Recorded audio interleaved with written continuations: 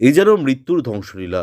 একটানা বৃষ্টিতে ভয়াবহ বন্যা পরিস্থিতি এবং বন্যা থেকেই শুরু হয়েছে ভূমিধস। ভয়াবহ বন্যা ও ভূমিধসের কবলে পড়ে বাড়ছে মৃতের সংখ্যা। এখনও পর্যন্ত মৃত্যুর সংখ্যা বেড়ে দাঁড়িয়েছে 181। ব্যাপক ক্ষয়ক্ষতি, চলছে জোর কদমে উদ্ধার কাজ।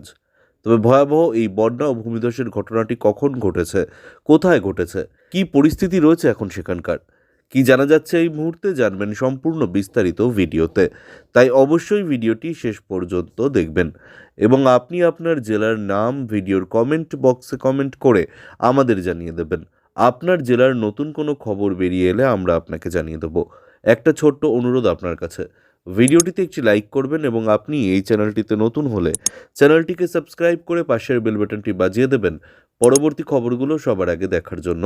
কেনিয়ায় মার্চ থেকে শুরু হওয়া প্রবল বৃষ্টিতে সৃষ্ট বন্যা এবং ভূমিধসে নিহতের সংখ্যা বেড়ে দাঁড়িয়েছে 181 জনে। এই ঘটনায় দেশটির কয়েক লাখ মানুষ বাস্তুচ্যুত হয়েছে বলেও জানা গিয়েছে।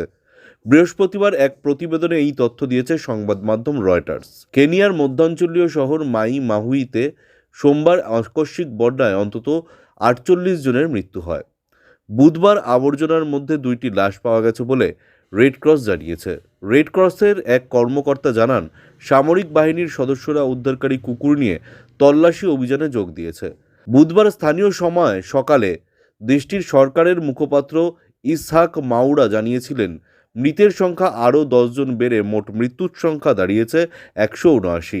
কয়েক দশকের মধ্যে পূর্ব আফ্রিকার সবচেয়ে মারাত্মক খরা চলার পর গত বছর সেখানে ব্যাপক বৃষ্টি হয়। রাজধানী নাইরোবি থেকে 33 কিলোমিটার দূরে কিতেঙ্গেলা শহরে বন্যায় ডুবে যাওয়া ঘরবাড়িতে আটকা পড়া লোকজনকে উদ্ধারে রেড ক্রসের কর্মীরা সাহায্য করছে। তারা নাইরোবি থেকে 215 কিলোমিটার দূরে নারকের একটি ক্যাম্পে আটকে পড়া পর্যটকদেরও উদ্ধারের চেষ্টা করছে।